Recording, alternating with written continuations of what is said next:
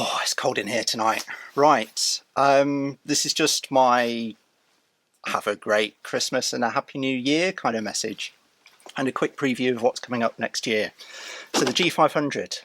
Many months ago when I bought it, I said I was going to use it for the beginners series, which I've just completely failed to do more than 2 videos on, so I am sorry. I will try and do a lot more of that in the new year.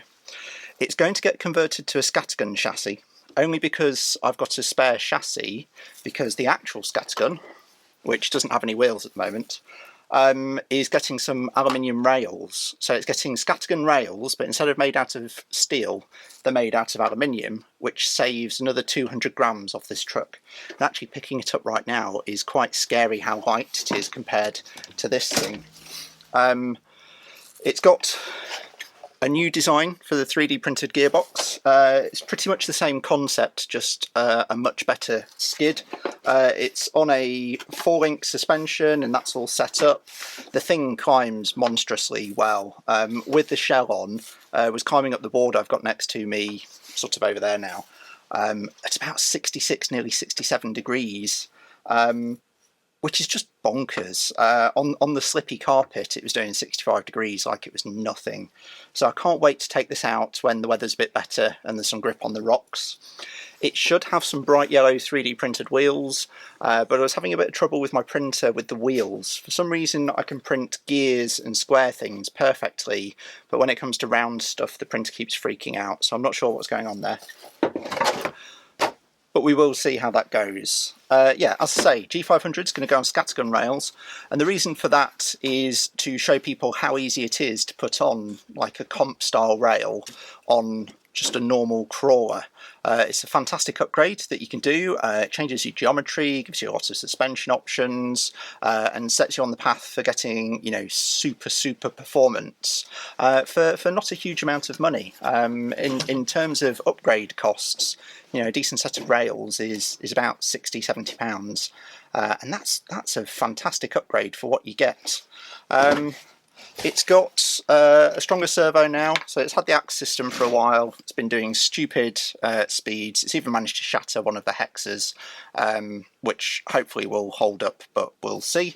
The servo that's gone on it was the one that was on the scattergun, the AGFRC. It's about a 60 kilo servo that's direct drive, brushless, programmable. If you've got a Windows machine, if you've got a Mac, you just leave it like I have. No brass, a few little suspension tweaks, but we'll go over those when I do a video on it. As I say, a bit more on the beginners series coming soon, and something that hasn't featured on the channel much because it likes to break all the time is my Gmaid.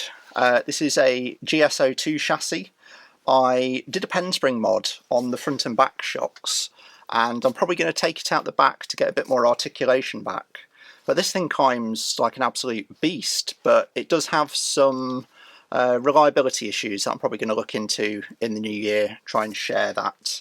But I love this thing. When it works, it's absolutely amazing. The problem is it doesn't work a lot, although my climbing style has changed, so maybe if I take it a bit more gentle on it, it'll last a bit longer. All of them are now on the same controller, so it makes it a lot easier to take them out. And that's it. So next year we've got comp rails going on to that, maybe even on the the GSO2. Might even print a new gearbox for it. That'll be fun because it'll have to rotate the axles in different ways. Scattergun, we're going to upgrade the rails, but that's just a straight swap. We'll go over the 3D printed wheels, and it seems like people are enjoying the sort of back to basics, simple explanations about suspension and springs and damping and things. So we'll go a bit more into suspension geometry in the new year. This thing runs a ton of anti-squat, so unlike most people who run really stiff springs in the rear, this actually runs really soft springs in the rear because the anti-squat makes the rear lift as it's accelerating. But then it means I can run a lot stiffer spring on the front, which means when I get to the breakover, the front pushes over the breakover much better than if it was running a really soft spring. So that's good fun. And yeah, no brass on this. I mean, I used brass sleeving for the links, but that's just because I didn't have any steel rod, so it's not, you know, added weight, it would be steel. That's it. I hope you've had a fantastic year. I know it's been tough for a lot of people. It's not been easy for everyone, and I hope you've managed your way through. I do appreciate everyone that subscribed to the channel. It's been amazing. I've done this channel to kind of help my own mental health and get myself away from my computer, get myself talking and trying to learn how to do just this. And I think from the first video where I was too scared to be on camera to now, it's been quite a huge change, and has really helped me, and I hope it's helped you, because I've done it to help other people. And let me know what else you want to see in the new year.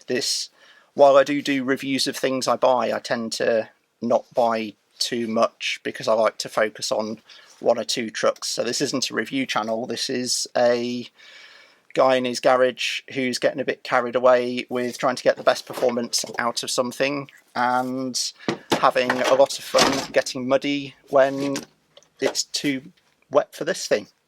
Yeah. Let me know what you're up to, and all the best. Cheers.